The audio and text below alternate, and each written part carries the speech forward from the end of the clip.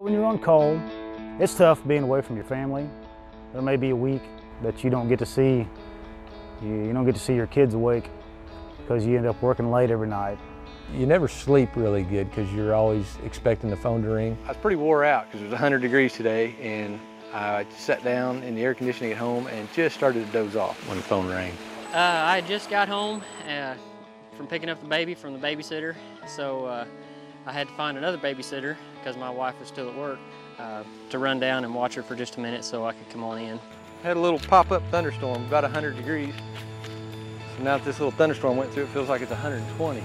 We found this limb right here in these people's front yard that fell out of this sycamore tree. It had tore both the phase and the neutral down right in the front yard. So we just opened up the line, just lucky enough that we could open it up right here, and just had, I think, just maybe half a dozen houses out. There was quite a few out, but we opened it up right there and went up and heated everyone else up except for these few houses, so we had it isolated. I had the hoist and the grips and a hand line, dropped it down to Mark, and he sent the end of the line back up that was tore down, and I spliced it back together.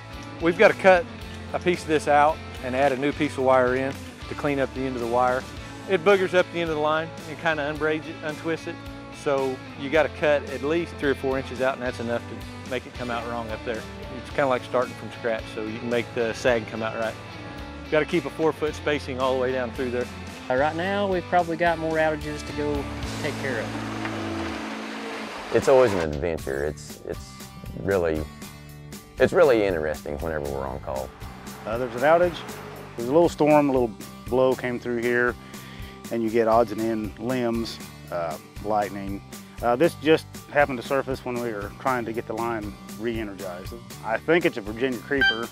It's grown up the guy wire, and it's just engulfed the top of the pole. This is usually where the cussing starts. And then surrounding the base of the pole is a patch of green briars. We're walking through the brush and ran into a toilet. Let me go sit on that commode over there. Sometimes members wonder why it takes us so long to get their power back on. It's a process. If your 3-phase is out, you have to get your 3-phase on before you can get any single-phase lines on. Then you try to pick your heaviest loaded single-phase line and get it on, so you can get the greatest number of consumers on at one time as you can. And somebody has to be last, and that's the worst part about it. Somebody gets to be first, somebody has to be last. In reality, we want their power back on more than anybody. Things aren't good and fine unless everybody's lights are on. We're on our way to Payneeville. Dispatch called in with an outage, and actually a whole line's out. The breaker's opened up, so a lot of people out of power. We go over there and it's still daylight. We was driving around looking for the problem, and the other lineman that lives on that line said, "Hey, there's a tree up this hollow on my line going to my well." I know the line, so I went and looked to help them before they got here. We found a tree that had fell into the line. I seen it from back yonder. It didn't look like it was that big of a tree. I think it'll come off okay. And we got lucky it didn't burn the line down. It just got into it, and the breaker opened up before it had a chance to burn it in two. I'm just gonna start undercutting it back here, work its way up. I think it'll come off, don't you? I think so. It didn't take them long to get the tree cut off once they found it and then get back. We'll head back to the breaker and we're gonna turn it on. The breaker actually held. We assumed that that was our problem, but just to make sure that that wasn't the only problem, through our technology, we'll have dispatch ping the line, and what that means is just they're going to have the computer check every single meter that's on that line and make sure that they all send back a reading so that we know everybody's back on before we leave. This breaker 35.3 and 1S should be back on.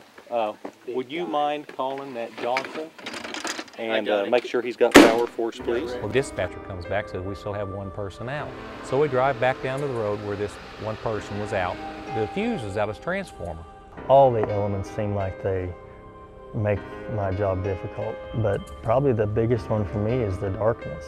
You know, when we're out on a late night call and it's dark, that really adds a degree of difficulty to the job.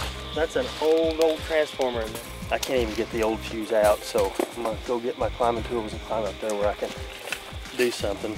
After I get the fuse in the transformer, then I'm gonna heat the pot from the pole.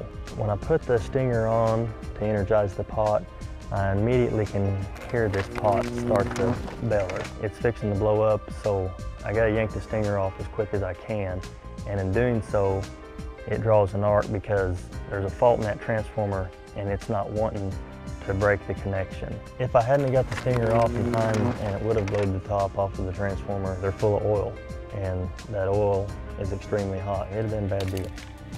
And so then we have to change the member's transformer out. Well, there's lots of fences and stuff in the way, so we had to chase a horse out of there, so we wouldn't let the horse go, and cut some fence down to get in there, but we was able to get our truck in there and then replace the transformer. Got his lights back on, about 10:30, 11 o'clock, and I'd say he's probably glad. Maybe he needs a shower. I know I do.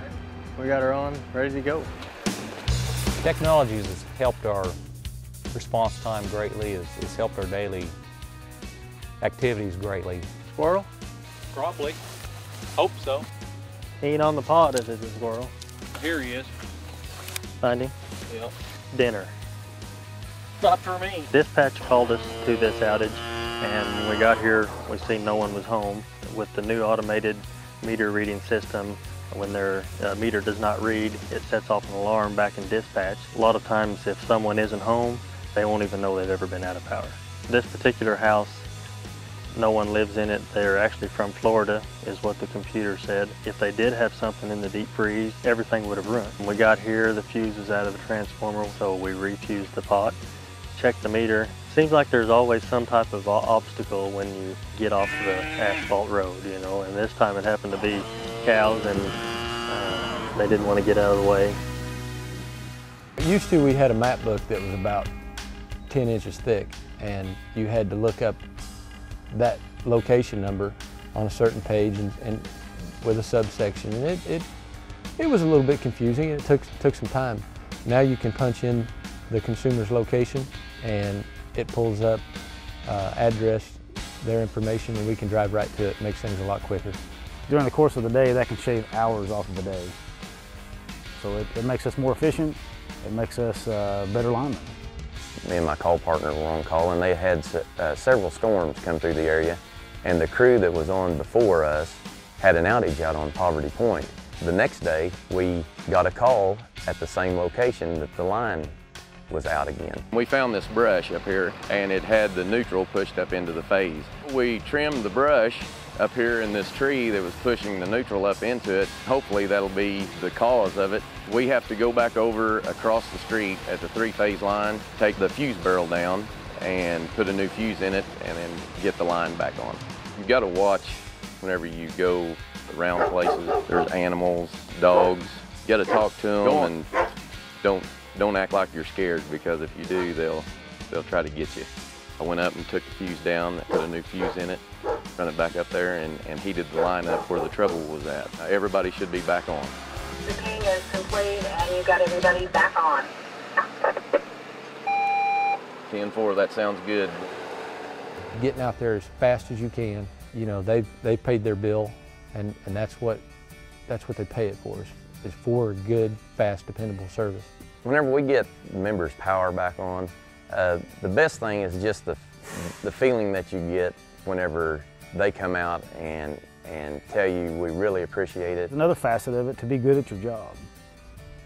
If you think and you're confident and you know that you've done as good a job as you possibly could do, and you got it on as quickly as you possibly could, that's rewarding in itself. I really enjoy what I'm doing and like who I work for and the people that I work with. That is such a peace, knowing that you're doing what you want to be doing, and I don't look to do anything else, work anywhere else. I love being a lineman. It's all I've ever really done. It's all I know. My kids are proud of what I do. I like the word members, but I like the word neighbors better, because I live in the community where I serve, and a lot of people are my friends, a lot of them are my family, and I would like to think in some small way I'm making their life easier by working for them and, keeping them safe and giving them power.